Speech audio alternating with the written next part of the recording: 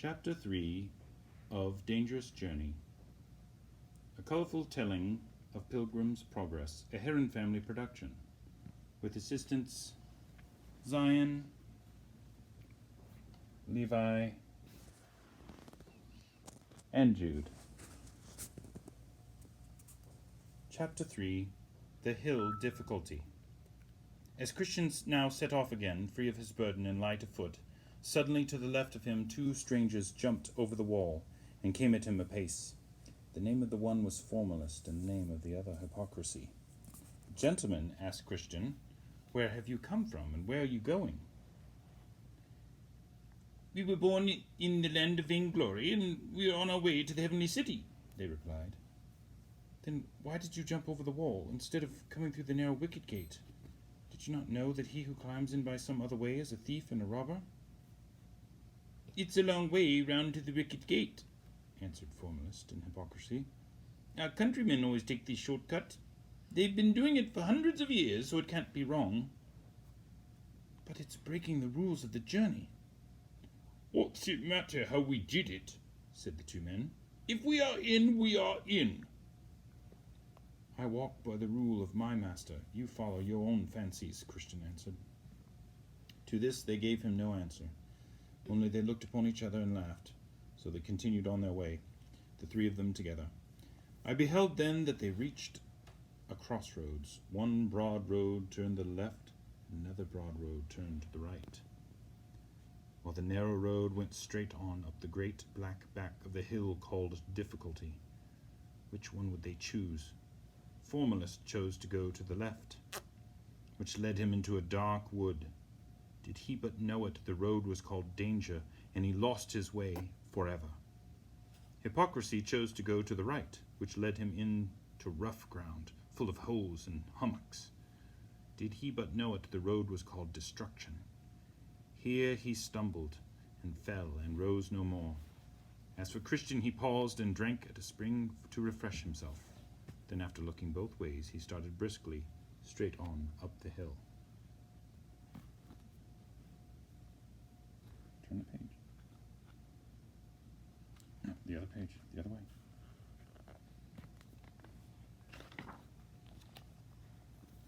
Hold it flat. Hold it flat like that. But soon he was wondering, had he chosen wisely? For he went from running to walking, from walking to clamoring, and now he was on his hands and knees because of the steepness of the place. Then, just as he was about to give up, midway to the top of the hill, he espied a pleasant arbor made by the Lord of the hill for the refreshing of weary travelers. Here Christian gratefully sat down to rest, and pulling out the parchment which the Shining One had given him, he read it to his comfort. He also looked with admiration at the embroidered coat which had been given him as he stood by the cross, thus pleasing himself a while.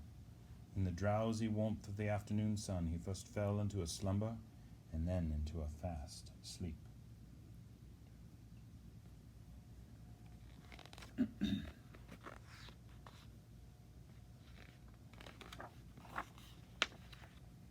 When he awoke, it was late evening, so he quickly rose up and hastened on his way.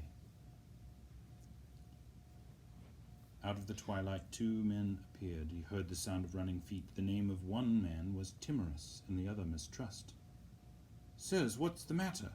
asked Christian. "You run the wrong way." "It was true we were going to the heavenly city, and had climbed the hill Difficulty," said Timorous. "But further we went, the more danger we met. Therefore we turned, and are going back." "There were these 2 lions in the way," added Mistrust. "Whether asleep or awake we knew not. But we agreed that if we came within reach, they could tear us to pieces." So saying, Timorous and Mistrust ran down the hill, leaving Christian much perplexed, for he now said to himself, "If I go forward, I shall perish. Likewise, if I go back to my own country, I shall perish. What am I to do?" Then he remembered his parchment, and he felt for it under his coat. It had always been a help and a comfort to him. But though he felt everywhere, he couldn't find it. He must have dropped it, and it should have been his passport, without which he couldn't enter the celestial city, As so often happens in dreams, that which he dreaded most had come to pass. He had no choice. He must go back. So, sighing deeply and chiding himself for being such a fool, he retraced his steps, looking on this side and that. It was growing darker all the time, and the night was full of whispers and unearthly sounds. Dark though it was when he reached the arbor, God directed his eye to the place where the parchment lay. It must have slipped from him while he was asleep. With great joy he picked it up, but then he cried.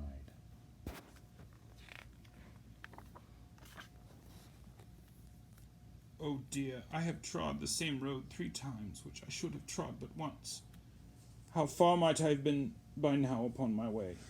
He truly feared that he would be benighted. He also remembered how Mistrust and Timorous had been frightened by the lions. "Oh, thou sinful sleep," he cried, "for thy sake I must walk without the sun." "Those beasts," he said to himself, "seek their prey by night, and they should meet me in the dark. How shall I escape them?" And he again asked himself, "What shall I do?" There was still light enough to read his parchment, and this is what he read. "Desire now a better country, that is, the heavenly one." And with these words to strengthen him, Christian resumed his climb. Lifting up his eyes, he saw against the sky the towers of a stately palace, the palace beautiful. "Here, perhaps," he thought, "they'll give me lodgings for the night." So I saw in my dream that he made greater haste, but as he drew nearer, he could hear in the darkness the roaring of lions. The only way forward was along a narrow passage, which was about a furlong from the porter's lodge.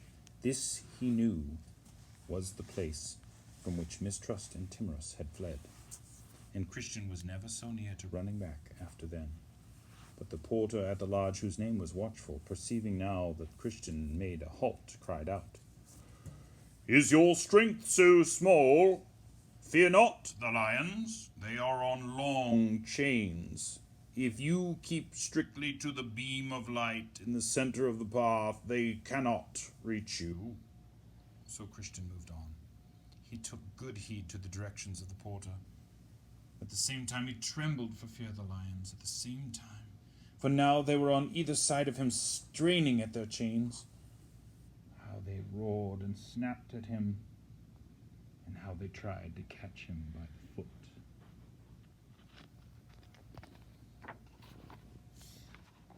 But Christian soldiered on boldly, and in another minute he was through and had reached the gate, unharmed. And somewhat breathlessly he asked the porter, "Sir, may I lodge here for the night?" "That depends," he said, looking at him suspiciously. "What's your name, and what is your business?" "My name is Christian. I'm come from the city of destruction. I'm going to the heavenly city." "But how does it happen that you come so late?" asked the porter. "The sun is set." "I had been here sooner, but that wretched man that I am, I slept in the arbor that stands in the hillside," Christian explained. "There I dropped my parchment and came without it to the brow of the hill, and then, feeling for it and finding it not, I was forced to go back for it." "Well, that's a sorry tale, to be sure," said the porter. "But I will summon one of the young ladies that live here. If she likes your talk, she may bring you into the rest of the family, or contrariwise, she may not." So Watchful, the porter, rang the bell, and there appeared the sound of it, a grave and beautiful damsel. She questioned him closely, asking him what he had seen and met with in the way, and he told her, so she smiled, but the tears stood in her eyes. After a little pause, she said, to his relief, "We have to be careful whom we admit here, but this house was built by the Lord of the Hill for the benefit of pilgrims. So, with the Lord's blessing, come in." Then he bowed his head and followed her into the house. When she and her sisters had made ready, they sat down to meat. After supper, they committed themselves to their Lord for protection, and then betook themselves to rest. Christian they laid in a large upper chamber, whose windows opened towards the sun rising, and the name of the chamber was Peace.